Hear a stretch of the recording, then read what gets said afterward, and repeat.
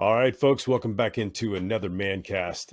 Today we are doing episode 15, Criminal Injustice, the disastrous justice system in America.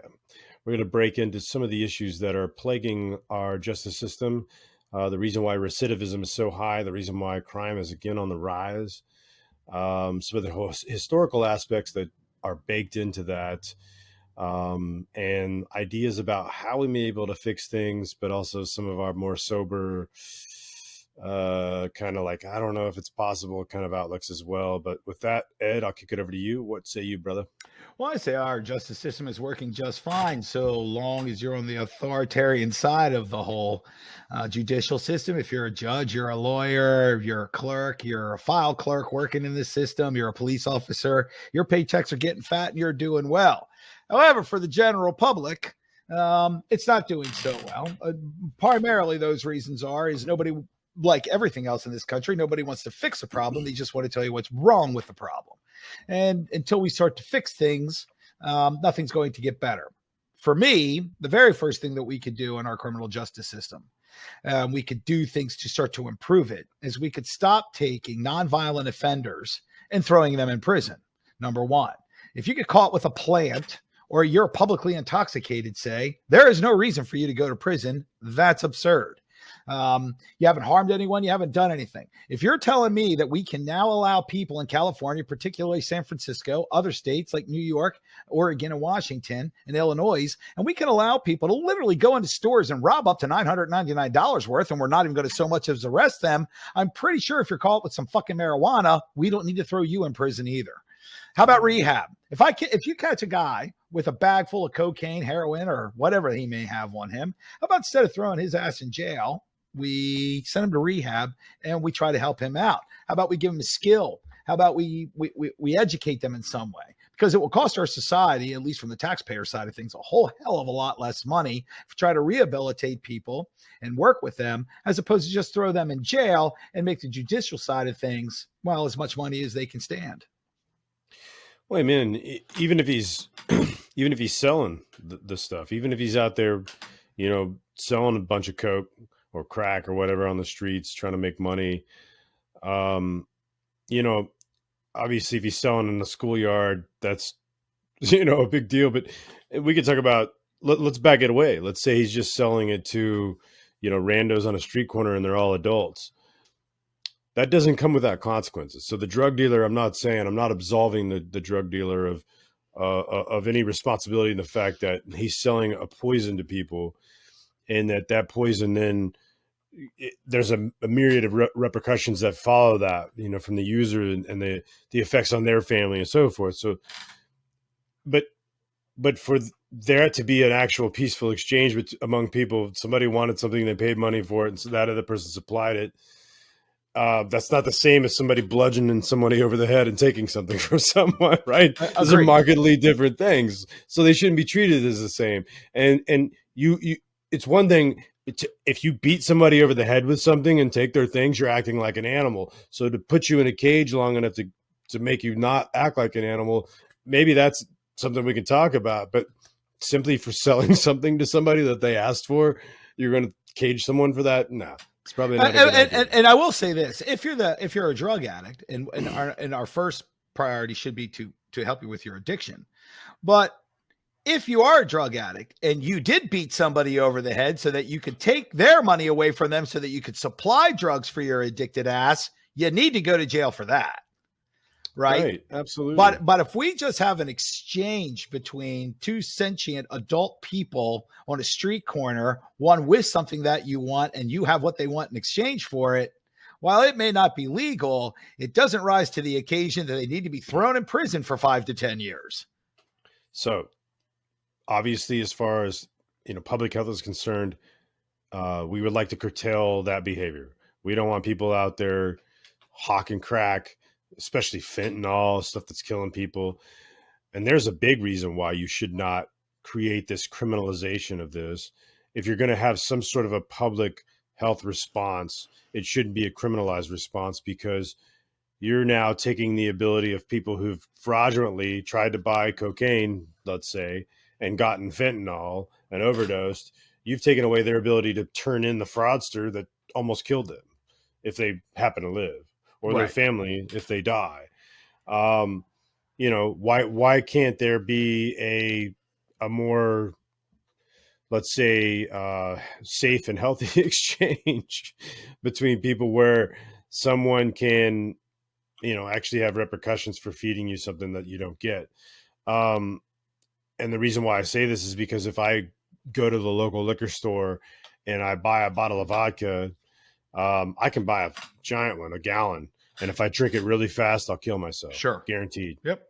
Um, and but if I drink it a few glasses at a time, you know what I mean, or a few drinks a night, you know what I'm saying, I won't kill myself unless you replace that vodka with strychnine, with something, with straight, methanol or something like that, right? Now I'm going to have a couple glasses and I'm thinking I'm having a couple of cocktails, and instead you're killing me, right? So honestly, drugs should be handled the same way. If you sell somebody, and the only way to allow that to happen is if there's actually an ability to make these exchanges without there being criminal repercussions. Yeah, if you're out there on the street corner slanging dope, as a public health response, we should figure out a way to try to redirect you. And if you continue to do it, at some point, yeah, should become a criminal issue. But if you're privately meeting with another adult and you're, commonly exchanging something that, one person's looking for and the other person's selling, there ought to be a mechanism for that, right? I also think that one of the things that we could do, and I don't think is looked at nearly often enough, is in our criminal justice system. Why is it, I mean, that we can't, as particularly at the jail level, not necessarily, the long-term prison level, why is it that we are putting, even when we are putting nonviolent criminals, why are we sticking them in lockups, regardless of jail or prison, with predicate violent felons? It makes no sense. Why is it that they're going to these prisons? We're turning them. Look, if you're a kid and you've not been dealt a good hand and you're just trying to survive and you end up getting caught and they throw your ass in jail, you're just generally not a bad human being, at least not yet.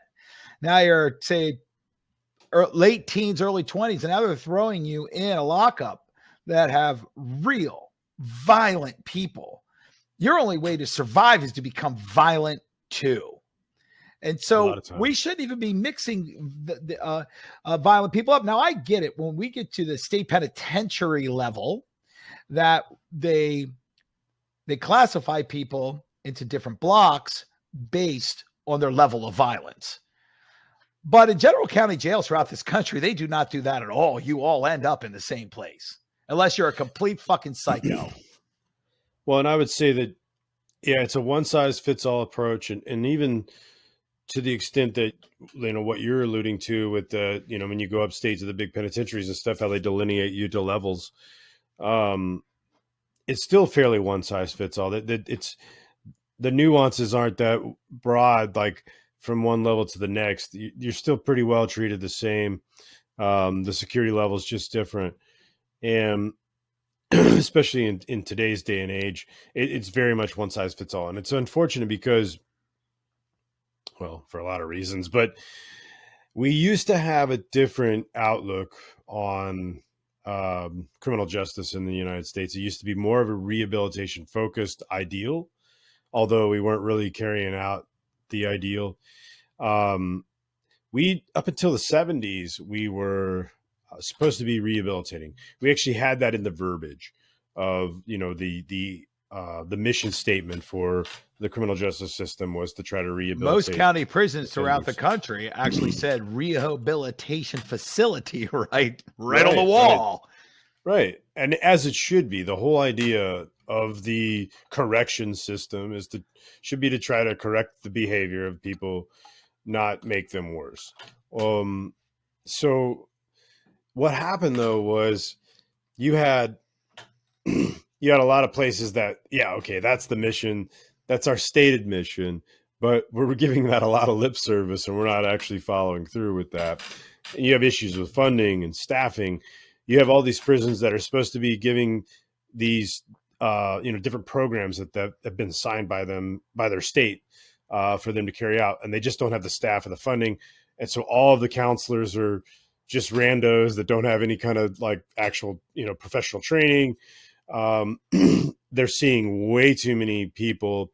So what happens is these things don't work. What you also have is you have programs that are when you look at them on their face and you see that there's a 70% recidivism rate, that sounds bad, because these kids went, or these adults, depending on the program, went through this rehabilitation program, and 70% recidivated. That's a bad thing, unless the control group recidivated at 90. Then obviously you've made a difference, right? And the reason why I say this is because let's fast forward to 1974. A guy named Robert Martinson, a brilliant criminologist, actually a really bright guy, unfortunately did some shoddy research, and he did a meta-analysis, and it wasn't even his project. And that's the funniest part about it, is I believe if he would have designed the project, he probably would have done a better job, but he jumped on it later on. But because he was the most charismatic of the researchers, he was the one that the media sort of glommed on when the book was all written. But what happened is they did a meta-analysis of 231 different programs in prisons from 1963 to 1973. So they did a nice big 10-year chunk. And they looked at all the rehabilitative programs in these prisons, and they entitled the final work "Nothing Works," because they concluded that none of these programs were working. And by and large, if you just read the abstracts, you might, assume that. Kind of reminds me of the 97% of all scientists agree that, global warming is a thing, right? If you just read the abstracts, you might think that, unless you dig into the actual study of each one of them and understand that there's something else going on. 100% of all people who agree with me 100% of the time. So what happened was he did this big, meta-analysis. He was one of the people that was involved in it. And because he was the more charismatic, and because he started kind of getting in his own shit, smelling his own shit. And the more the media paid attention, and the more he kind of gave these good lines, and he was giving zingers, and he was really feeling himself. And then he started getting in these debates with other criminologists who were saying, look, man, some of these studies are bunk. He was really quick and witty, and he was really good at shutting them down. And he basically ended up getting involved in the Nixon campaign, and they used a bunch of his work to get Nixon and the new crime bill and the tough against crime era that came on, used a lot of his work, but it was flawed, and Martinson knew it. In 1979, Martinson threw himself out of his 15-story plate glass apartment window right in front of his teenage son. Damn. And that was just a couple of years after he sort of wrote a bunch about recanting his business. He felt terrible because we completely threw all of the rehabilitative energies of our criminal justice system out based on his work. Before that, we had a lot of, like I said, it was a lot of lip service. We weren't actually doing a good job with it. But at least the idea was there. We were trying. The mission was there. What he should have done was highlighted the fact that it wasn't being followed through with. There was a lot of talk about it, but it wasn't being funded. It wasn't being properly assessed. There wasn't, any kind of actual back end, checking on to make sure that these programs are being implemented correctly and assessed correctly, because that shit wasn't happening. It was all super ham-handed, right? And that's why it wasn't working. Although, again, going back to the data, a lot of it actually was working. They were making differences, but because the majority of the people in the program still technically failed after 3 years or 5 years or whatever, they considered the program a failure. But if you base it towards the control and it was still a better outcome, obviously it's a good program. You're making some people better. So what can we learn from that? what people are getting better and how are we making them better. Okay, let's extrapolate from. So you see how this snowball can work, right? That's good science. They did junk science, and the whole fuck. Well, and that's the best thing you can run with on politics, right? Junk science. Well, That's of their, course, that's their favorite shit. that's what they're really, really good at. And then, of course, if you leap forward just a little bit further, you get into the 1980s, and then we get into the big America Pride Reagan years and tough on crime, and then meanwhile our own government is flooding our inner cities with enormous amounts of cocaine at a level that could never have happened. And for anybody who is listening to this, let's just say, make something very, very clear. Two things that no one in the inner city ever did: they never brought illegal guns into their neighborhoods, and they never flew cocaine from Bolivia or Peru or Colombia into their neighborhoods. I promise you, they never did that. Thank you so much for bringing this up, Ed, because I don't mean to interrupt you. Oh, no, go, brother, go. But I just wanted to say this. I had one really big sort of like reluctancy about our last episode. And it was the fact that, or just sort of, I just felt like I could have done a better job. It was the fact that, we were talking about race and crime. And I said the biggest segment of crime, the biggest core segment, if you delineate it out into different demographics, is the black male, young black male. I was wrong. I'd like to, retract that statement. Actually, the much larger than that.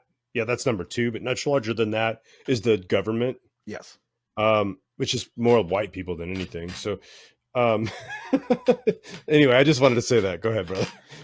So now we have the largest drug epidemic in the history of our country, which wouldn't be superseded until what's happening with fentanyl right now, which is also being brought to you by your government. So now, because of, so what happens now is that gangs whose violence was generally restricted to a random shooting and a bunch of fist fights and beat downs and the normal kind of stuff, maybe a knife involved here or there. But now we're not talking about people fighting over territory or respect and over a couple of dollars. We're talking about gangs, Bloods and Crips in particular, who grow to a size where they're doing billions of dollars a year. Right. Now they're becoming armed gangs. Now we have a very serious problem with gangs on a level that we've never seen before, with violence that is we have never, ever seen or dealt with before. And now, because of the violence and the way that violence is being reciprocated or is being produced, it's not being produced in the way that it used to be. Like if you look at one of the most violent things that at that time are from earlier in our framework of prohibition, the St. Valentine's Day Massacre, right? That's right. When gang members were killing only gang members. The only people that died were gang members. They didn't kill anybody else. Now innocent people in the street could all be blown away and nobody cares anymore. We're killing and mowing down everybody. And now we can't house all these people. And that's when the first supermax prisons start to show up, and they're owned by corporations in conjunction with government and politicians. And now it gets nastier and nastier as we go. So we create our government, not we, the people. Our government created this massive drug explosion. And not only since that time period in the early 1980s until now, have literally over 1 million people OD'd and died because of it. Another few 100,000 men, particularly black men, have murdered each other in the streets over the dollars that this creates. It is jarringly horrific and horrible. And it is 100% at the feet of the U.S. government. Well, do you remember what else happened at that time in the early 80s? Yes, the Redskins won 2 Super Bowls. Well, okay, that's because they finally got rid of the mental institutions, the mental hospitals. And we shut down state mental hospitals as well. Yeah, and all of a sudden the Redskins win. So that's right. They picked up some crazies. Because those crazy bastards could play football now. Yeah, so the U.S. government. Yeah, they're always doing us a really big Really favor, aren't great. they? Yeah, I'm telling you, we can always count on them because I got to tell you, this is what happens. If I know, if I own a company and that company, and I'm watching the supervisors, and I know that the supervisors are doing a lousy job, and they're destroying my company, they're destroying our products, and people are getting collateral damage because of our poor products all over the world. What I do is I keep those supervisors and I just hire more employees to fix the problem, because more of a bad problem apparently is the way that you fix a bad problem. And this is what, for me, whether we're talking about how we can fix the justice system or how we can fix anything that's going on in this country, one of the things that people need to wrap their brains around is, if government is the problem, more of government makes more of a problem. It doesn't fix it, it makes it worse. And how a lot of people, and this is on the right and the left, mind you, they can't wrap their minds around the fact that the government who created a problem, literally, or if you created the problem yourself, it is highly unlikely that you're going to be the person who's going to fix it. Less government is the answer to a government that's gone insane, not more of it. And that's, until we get that message through to people, until people can use their conjugate thought in a way where they can actually be honest enough with themselves to go, the problem here is our government is far too large and they don't care about general people anymore. The government doesn't fix the prison system because they don't care to fix the prison system. We actually did have a president who was the only one in my lifetime who actually tried to fix the prison system, but they were too busy impeaching him and calling him a racist for trying to do things like that. So that being said, more government involvement in a problem that they created is not the answer to the problem. Yeah. So with the whole nothing works doctrine, and it became a doctrine, and it's known in, I'll just say it, again, I know we talked about it a little bit before, but yeah, I did a lot of years in criminology, spent, over a decade studying criminology. I actually, my major focus was in therapeutic programming. I have a graduate certificate from Indiana University in therapeutic programming for offenders. I've taught courses in social work and criminal justice at the 300 level. I designed my own course called the School to Prison Pipeline at the 300 level. I've been the professor of record for these courses. Okay, so back up 1 second. Explain to people who don't know what the 300 level is. Okay, so if you're going to college, all your intro classes are going to be at the 100 level. When you're a sophomore, you're going to start to get into those more advanced courses, your 200 level, and then 300 level is going to be all juniors and seniors. So these are students that have had all the prerequisites. They've had all the, their earlier intro courses. They're developed in their college career and their bachelor's degree, essentially. And they're, a couple semesters from graduating, basically. So Gotcha. So, at this point, what I'm getting at is, I'm teaching people who are going to be social workers, police officers, counselors, work in prisons and all facets of the criminal justice system. In order to get my certificate in therapeutic programming, I worked as 2 years as a counselor on the ground with young offenders in the juvenile justice system of Indiana, in a therapeutic program. I worked intake. I worked with them on the ground throughout a 12-week program, multiple cycles, multiple cohorts. I studied all those data. Unfortunately, I wasn't really able to like produce a study or publish anything because it's all so tightly guarded. That's my biggest hate of academia. There's so many politics and so many guardrails and so many limitations to what you can do, and so many controls on what you're supposed to find out. But anyway, with all that, I'm trying to say that I've dug into this shit a little bit. And from my perspective, we threw the baby out with the bathwater when we pulled up the whole nothing works doctrine. And the reason why that was easy to do is because it's easier. I mean, obviously, it's easy to hate on people in prison, especially if you've ever been offended against. It's there was also let me back up a little bit. There was a big issue for like civil libertarians. This would have been me back then. A lot of the problem that was going on was that they would say, okay, you're sentenced to 2 years, but you have to meet all of the standards of the facility in order to get out in that 2 years. And some people would be there for 20 for bad attitude. You know what I mean? Of course. So they could use that shit. So, okay, well, fix that. Tighten that, right? Fix that part. That's an issue. Don't throw out therapy because some people are using therapy against the inmate. Just don't give them 2 to infinity. But and some of these, and some of our larger prison systems too, some of the from the black gangs to the white gangs, they're so powerful and so dangerous. They have just as much power on the inside as the outside. That also includes ethnic gangs like the Italians and the Russians.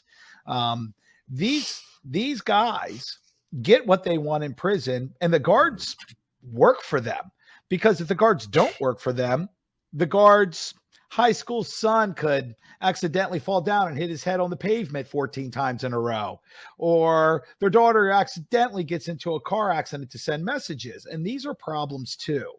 We do have these issues inside of our system because our system itself is corrupt and allows these things to go on. If you go into prison and you know, regardless of your influence outside of prison, that you have none inside, and you know that going in, that's a whole lot different than going in thinking, well, I'm going to be in for a while, but I have just as much power here as I do on the outside.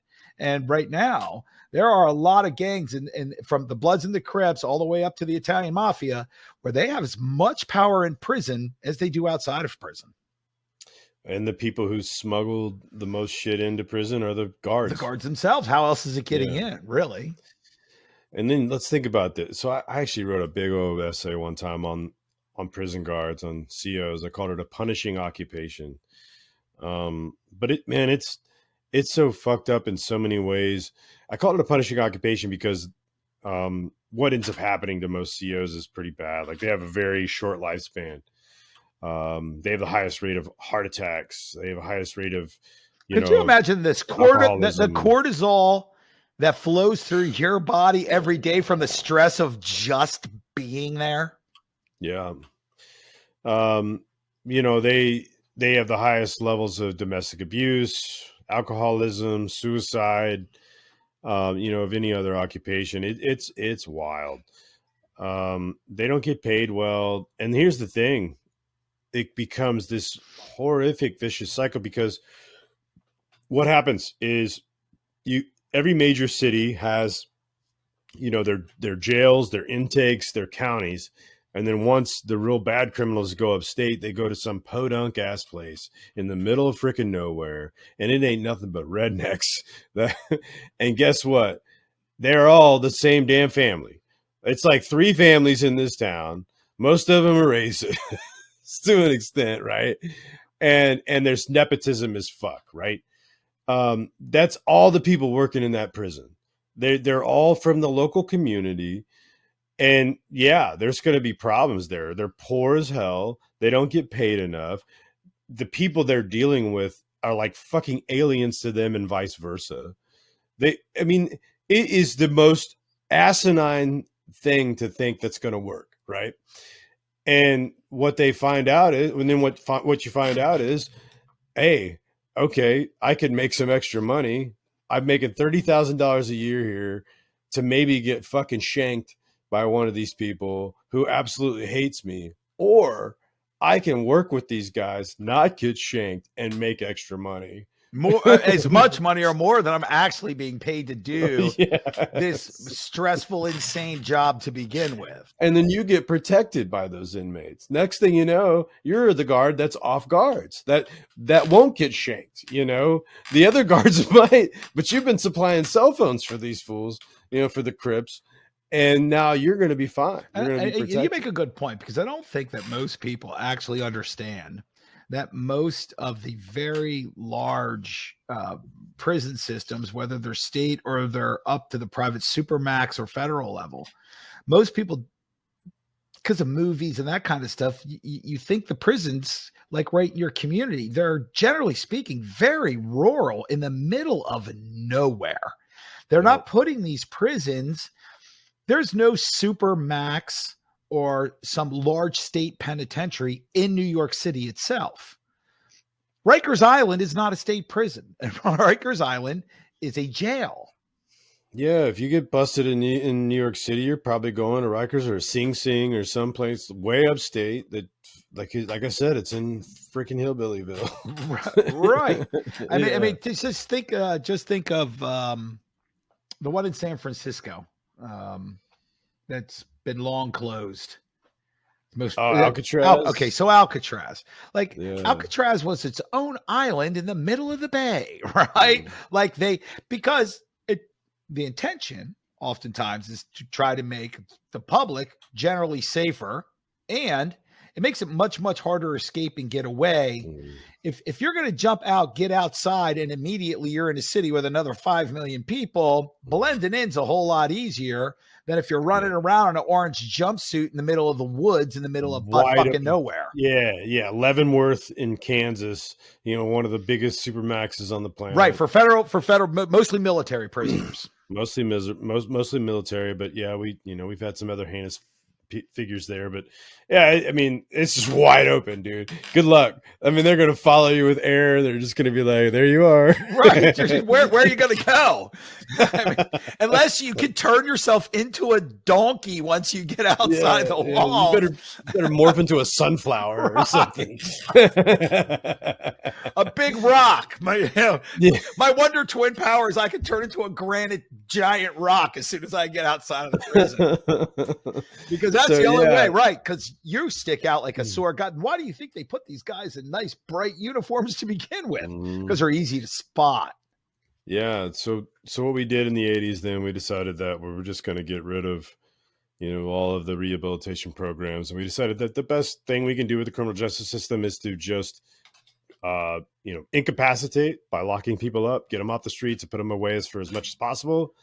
And by making those conditions long and heinous and, so difficult that nobody would ever want to come back, when they finally do get out, they won't want to come back. So to your point, previous to the Nothing Works era, previous to that, almost all state prisons functioned on the idea that most of the prisoners that were coming in, particularly pre-1970s, the majority of prisoners didn't even so much have a high school education.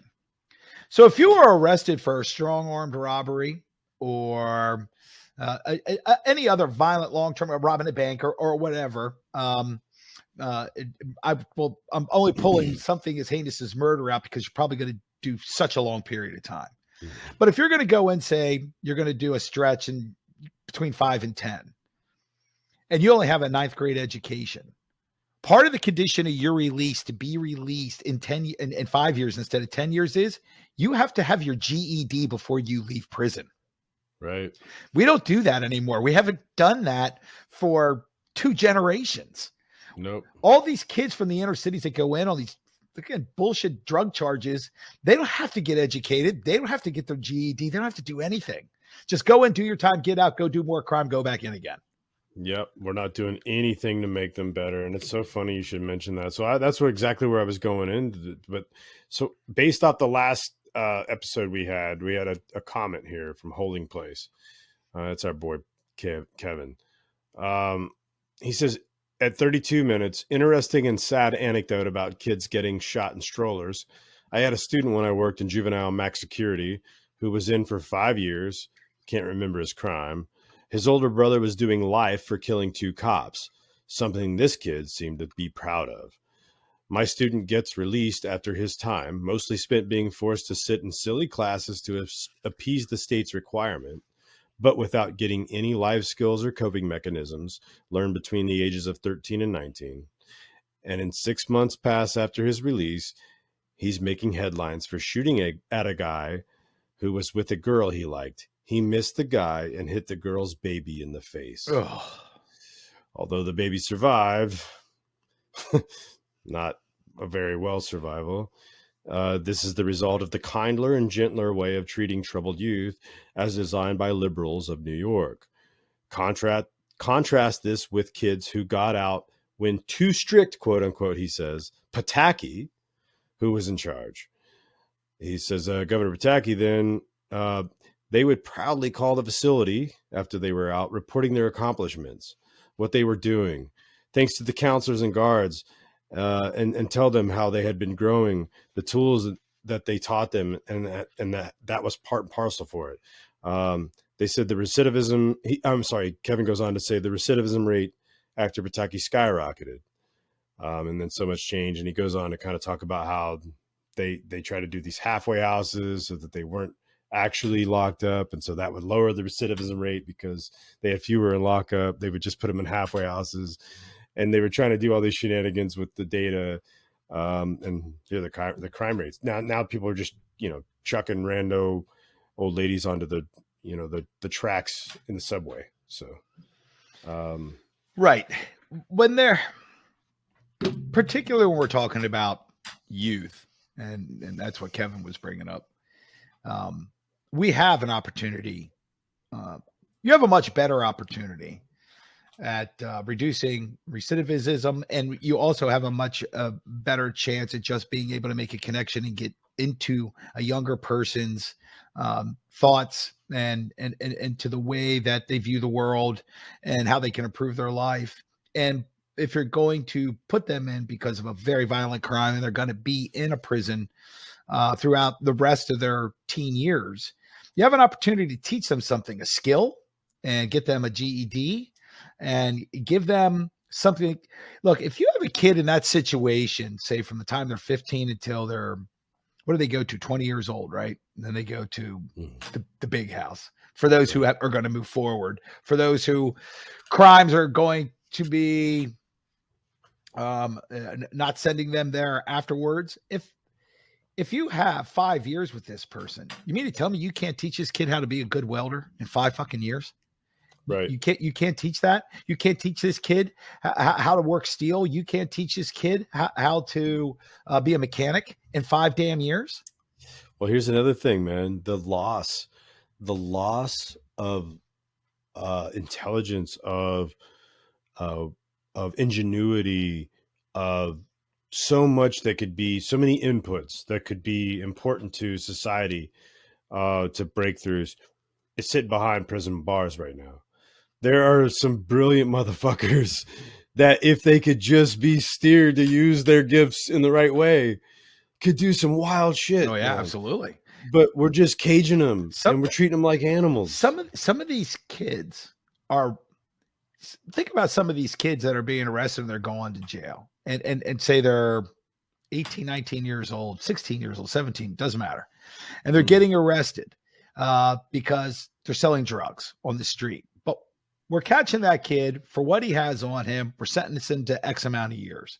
What you don't know about this kid is he's been doing this now since he was 14 years old, and he's running a crew of 30 guys, and he's earning $150,000 a month.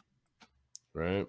Right. Well, You mean you can't put that kid to good use in the legitimate business world? What the hell he has some talking business about? acumen? Jesus. You don't think this motherfucker knows how to run a business? That's right. Come on. Yeah, dude. And even more, like, it's even more stressful when it's illegal. Right. He's still pulling Talk it off, about performing under pressure. Shit. No, but you're right though. Like, so why not funnel those energies into something good, Positive. and help them navigate that. Right. Show them how you can get from what you're doing.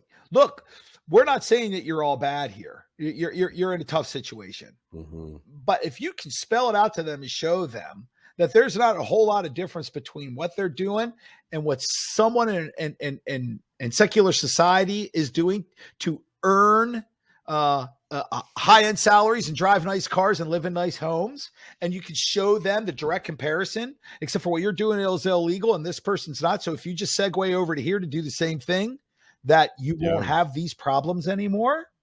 Right. Or if you're, let's say, you're just gifted in some other avenue. Like last time we were talking about the fact that a lot of the black stars, the black leaders don't go back to their communities and actually like call people out and try to change things on the ground there. There's this cat named Jelly Roll. He's a musician. I think he's got like Billboard #1 hits in like all three genres: hip hop, country, rap, whatever, or pop, whatever. So Impressive.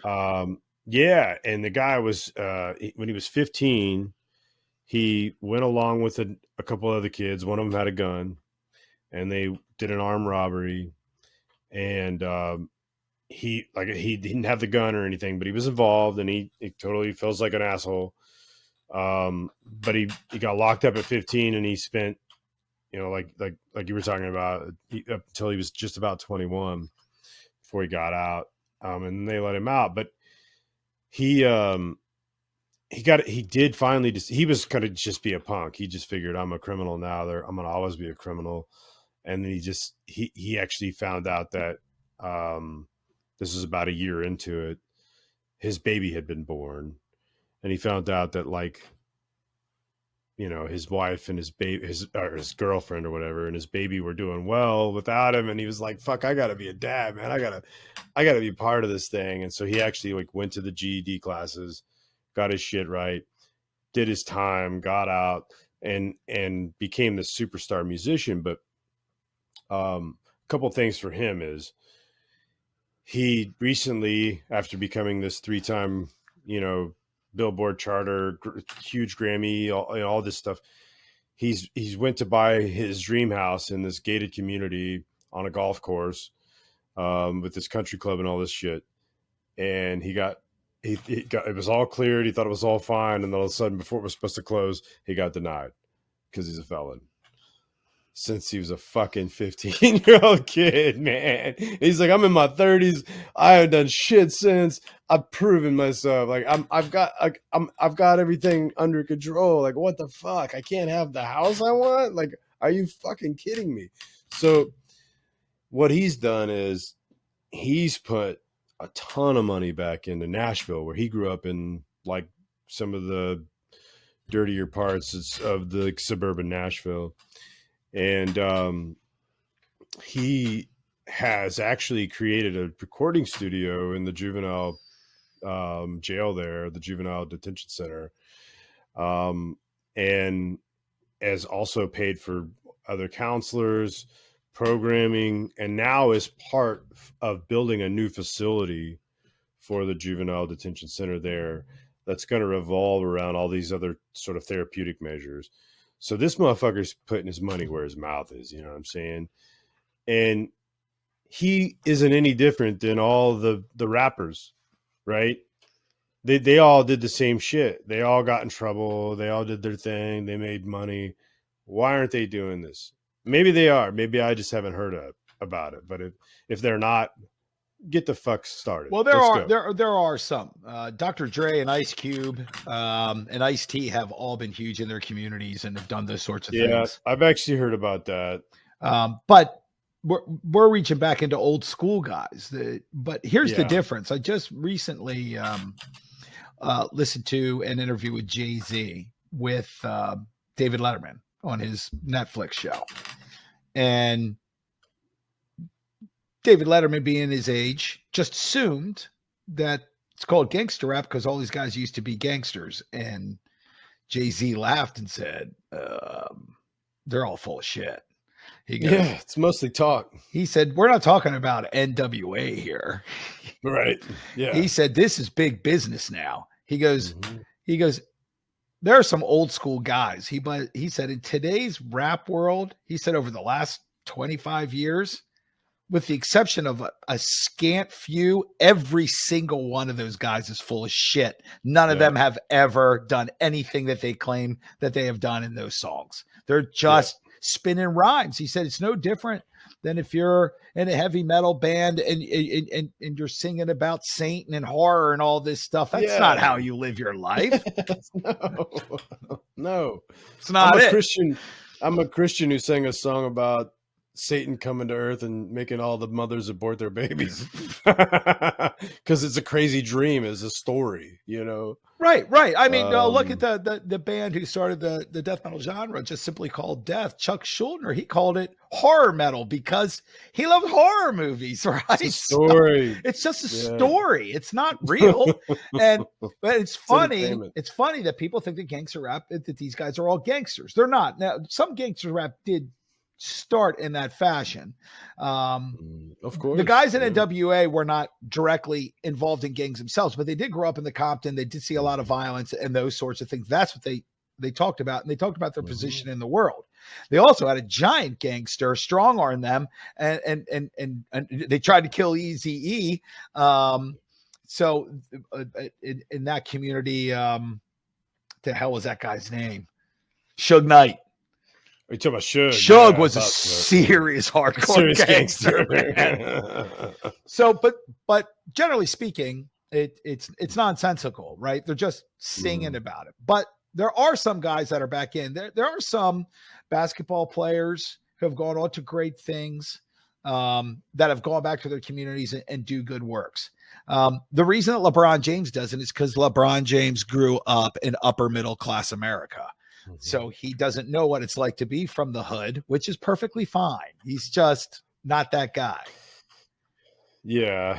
But you know what? You're still black and you could still speak to black people and you could still. Well, certainly. But he panders because his brand earns hundreds of millions of dollars from it because they're cashing in. These kids who barely got enough money to buy their fucking, their school supplies, but they're getting LeBron James gear for sure. Right. So there are ways, and I agree. I think if you're going to start an outreach program, and it's especially if these kids worship you, and if you started an outreach program, if you're a basketball player and you're in LA and you go into the Compton, you start an outreach program, and you're LeBron James. First off, it's a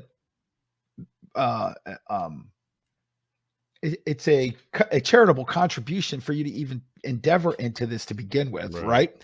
So it's not going to harm you in any way to do it. You have more money than you ever know going to do with. But if you get it up off the ground and you're LeBron James, and then you're LeBron James and you're doing interviews and with sports radio or just podcasts for basketball, the people who just want to listen to you all the time, and you start pushing back on people, why don't you come in? Why don't you help out?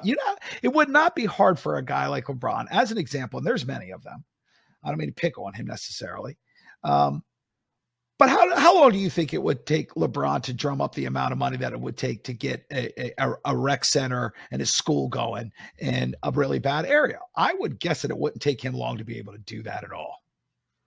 Man, I don't know, dude. For me, it's kind of like, can't you find some other way, especially somebody who's an entertainer involved in sports or something like that? Like you said, a rec center or something like that. But can't you find some other way for these people to channel their energy to, to have their combativeness, fulfilled? I know it sounds hokey or whatever, but I kind of feel like you could have some other kind of competition where it doesn't involve shooting each other. Well, right. Doesn't mean like you could play basketball. Well, absolutely. but I'm talking about. Oh, I know what you're helping these people up out of where they are starts with an investment. That's what I'm talking about. But when you come from where these people come from, or at the very least, you look exactly like they do, and you have the ability and the wherewithal, and if you're a lot of these guys now, political connections as well, get something done. And it's because one of the reasons, even in poor areas for white communities, that they do better than the poor black areas, in most cases, not all, is because there's still people in those communities trying to work things up and make things happen. Now, there are plenty of white communities that are long forgotten in this country that are way out there. But generally speaking, whether it starts through the church or it starts with businessmen or athletes who came through those more downtrodden areas, they come back and they help. And that there's nothing wrong with it. More of it needs to be done. That's for sure. And how we can get them to do. If you're LeBron James, you have way more pull with young black youth than anybody else is ever going to have. Period. Yeah. Like I could be a billionaire and roll in there and say, I'm going to give you all $1 billion. And I'm sure the adults would be pleased and happy and would work really hard to try to figure out how we're going to make that all work. But if you don't get to the youth that you're there to help, LeBron James can walk in with no money and just say, hey, I'm going to raise money to help you guys. And from the children to the adults, they're throwing parties. Yeah, the coalition he could develop, It'd be huge. Alone, but not just him. Like all kinds of people. There's all kinds of people who they don't need to wait for LeBron to start it. They're big enough that they could get LeBron on board if they started it themselves. And like I said, it could be something as simple as putting, these rec centers in different cities. But I think that once you started doing that, you could actually start having tournaments instead of gang banging, shooting, they could be shooting hoops. You know what I'm saying? I really think that if you started making this a thing and you started highlighting, games from city to city, you could make like almost a minor league of basketball games or, whatever from these rec centers where you could, give these people an opportunity to actually chase something rather than dollars. Well, and one of the bigger problems though, that where this goes back to government is we have spent trillions of dollars in our war against drugs. Only for the war against drugs, we are now 10 times worse off than we started the war on drugs. We could shut off the supply of drugs, at least substantially, and we don't. And that is done on purpose. And these people that find themselves in these areas, their hands are tied because there is no escape when we're talking about, I don't believe in institutionalized racism. What I do believe is that the class that you come from, if you are from the poverty class, your chances of getting out are shit. And the idea that your government's going to come and fix the area that you live in is never going to happen. And that's a fact. We have a class warfare problem more than we have racism. Racism is what we use to divert from the fact that our government literally hates impoverished people and they're trying to kill them. And the way that they're trying to kill them is by making sure they have the largest supply of the things that they can kill themselves with, illegal guns and illegal drugs. And they have them in spades without any problem. I'll tell you what right now. You walk through my neighborhood, try to find yourself some heroin and fentanyl, you're probably going to fail. But if I go into a Jacksonville ghetto and I'm looking for that stuff, I'm not going to fail at all. Why is that? Well, that's because the government has given up on that. The government is allowing these practices to happen because they don't care if these people live or die. They don't care if they get educated. All they want, like your shirt says, they want them to obey when it comes to election time. That's all they want out of them. These people, regardless of color, and make sure that you heard me say that, regardless of color, are on a different kind of slavery than we had in the mid 19th century. It's a different kind of slavery, but it's still slavery. And our government are the ones who are 100% responsible for it. We currently have literally millions of impoverished people coming across our border, oftentimes mixed in with hardened, hardcore criminals, drug dealers, and shit tons of fentanyl, who, by the way, we seized in February alone, enough fentanyl to kill every single American dead in 1 month. It's a good time. Yeah. I mean, it kills a lot of people. The only way to me, whether it's the justice system or any other problems that we have, everybody, citizens, have to agree that our government has got to be reduced in size. We don't have to get crazy. Let's just start with 90% smaller than they are now, and then we can work it down from there. All right, I'll go with that. I guess that's enough for starters. For starters. Yeah, for starters. We'll take that one axe and then we'll see what the next swing looks like. But I would just say that it's funny because, in 1974, when Martinson wrote his piece, Nothing Works, there was this lip service paid to rehabilitation. We did see a relaxing in the justice system to an extent where it was chaos. It wasn't relaxing and like we were just being softer on the criminals. It was just chaotic. It was we were supposed to be giving rehabilitative programs to these people, but it was nothing like what those programs were written on paper. It was, what actually happened on the ground was, like I said, highly understaffed, highly underfunded. The staffing they did have were highly underqualified. And then there was actually no real good reporting or like data collection, which is necessary in order to like retool the program and make sure it actually is doing what it's supposed to be doing. And so what happened was, under the auspices of trying to rehabilitate inmates, as far as the community was concerned, that's what they were trying to do. It looked like it was just haphazard chaos, waste of money. And then when Martinson produced this piece, he's like, yeah, it's all fucking waste of time. It's all a waste of money. And at that time, recidivism was on the rise, but murder doubled in that decade, from 74 to 84.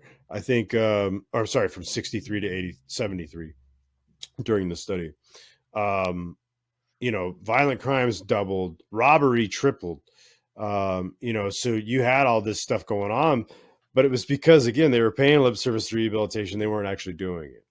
So 50 years later now, from Martinson's, piece that created the Nothing Works doctrine, I feel like we've come full circle. We're right back to where we started. And we've now decided that we want to have rehabilitative focus in these prisons. And it's just like our boy said in the comments on our last program, it's a bunch of bullshit. It's silly classes the state wants you to check boxes on. You don't actually learn anything. You don't actually get any coping skills or life skills, and you end up being worse than ever. I can't imagine that we're going to worry about educating criminals when we don't care to educate our own children properly to begin with. Wow. Yeah, that's a good point. So we are coming up against it. So this was a good conversation. We are coming up against our time here. So do you have any thoughts you would like to impart? So final thoughts I would just say is that if you give a shit about any of this, a good start would be the Innocence Project. There's for me as a criminologist, former criminologist, a recovering academic, there's about 5 to 10% of people in prison now are actually innocent. And the Innocence Project helps to find those people and get them free. So if you'd like to help, that would be great. They've done some great work too. Huge. But otherwise, if you want to help the criminal justice system and like in general, get involved in like your local big brothers, big sisters, get involved in any sort of diversion program for youth. If you can volunteer or if you can give money, these programs are vital. They work. They're the best thing. It's just like Ed said earlier, the best opportunity you have. And like I said, regarding programs, just because a lot of the kids still get in trouble doesn't mean some of the kids weren't helped. The best thing you can do to fight the recidivism rate is to stop it from the jump, keep kids from reoffending, try to get kids off the criminal path before they become adult offenders. And now they're locked in. Now they have all those stuff I was talking about with Jelly Roll, where they have this history that follows them around. They've also been like acculturated into this thing. Also, fucking bad habits die hard. Also, it's hard to teach an old dog new tricks. Also. So if we can get to them when they're kids, that's the time. I agree. I would add to that for business owners out there in particular, or anybody already involved in your community, when you know that you're dealing with someone who has been incarcerated for now, I'm not saying for everything. I get scorning pedophiles and rapists and these sorts of things, right? But if you have a child that was in juvie, or you have a young man who just made a mistake, can we stop stigmatizing these people? They already paid. Their crime time is up. It's over. They're back in society, and they should be treated like anybody else in society. We need to get off their back. They have nothing to prove to you. They've already proved it through the judicial system. Their time is done. It's over. Get the fuck off their backs and allow them the opportunity to reintegrate in society. Because if you don't, you're just making them a criminal again. And that's fucking idiotic. And number two, government is never the goddamn answer. It never will be. They are the problem. And the reason our judicial system is the way it is right now is because of our elected officials. So my advice would be, never vote for the same person twice ever in your lifetime. Change it every single time. I don't care what party they come from. I don't care what they do. I don't care if you're fucking married to them. Vote for the other person the next time. Because one thing I know about politicians for sure, once they learn that they can't do this for a living, to stay there for decade after decade after decade, the psychopaths who are involved will stop being involved. Because they won't get anything out of it. So that being said, this was a great conversation. I had a really good time. Absolutely, brother. Me too. I think next time we will try to maybe transition to something a little lighter. Take a little break from the heavy. We'll see. Sure. Well, that's fine with me. Maybe we could, it's a little, maybe next week we could just do, little sports update. Yeah, just in general, because there's other sports that we don't talk about other sports too much. We talk a little bit about basketball today. We don't talk about MMA as much, but we're both massive fans of combat sports. But we got to talk about the Wrexham older men taking on the women's professional soccer team and absolutely fucking dog walking them 12-0. And I would like to announce right now that I am going to be in the senior boxing tour, but I identify as a woman now. So I'm looking forward to my championship. I'm really looking forward for that ass. Because I'm telling you, right now the reigning champion is Sally McNally. That is a made-up name. And she's 68. When she gets home, I'm telling you right now, I'm going to beat that bitch down. She got that osteo jaw, bro. Because my senior female boxing name is Edith, and I'm coming for you. That's right. I've been taking my Geritol. I'm going to fuck you up. Got that crochet hook. Pow! Yeah. And in a few weeks, less than a few weeks, I'm going to be in PA. We're going to be doing one of these face-to-face, and we're going to be trying some beers and having a good time. So that's right. We got a lot of good things coming to all our millions and millions of fans. That's right, baby. Thank all million of you. Appreciate you. Everybody, as always, for listening. Please like and subscribe. We appreciate it greatly. We will keep bringing it to you. Even if you stop listening, it really doesn't matter to us. But for those who are there, we appreciate you greatly. So we are out.